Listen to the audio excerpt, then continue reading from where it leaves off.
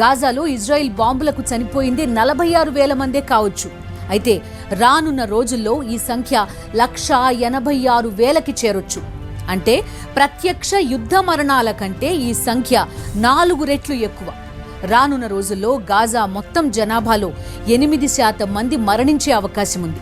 అయితే ఇవి యుద్ధం తాలూకా పరోక్ష కారణాలు. ఈ 15 నెలల యుద్ధంలో గాజాలో 95% నీటి వనరులు పనికిరాకుండా పోయాయి. యుద్ధ సమయంలో ఆహార సరఫరా నిలిచిపోయింది. సరైన తాగునీరు కూడా లేదు.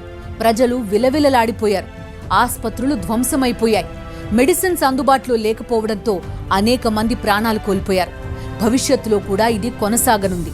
ఈ యుద్ధంలో గాయాల పాలైన వారిలో 22,500 పైగా మందికి కాళ్ళు లేదా చేతులు లేవు. మరికొంతమంది ఇతర అవయవాల్ని కోల్పోయారు. అటు 1,000 మంది పిల్లలకు పడాల్సిన టీకాలు సరైన సమయంలో అందకపోవడంతో వారంతా వ్యాధుల బారిన పడుతున్నారు.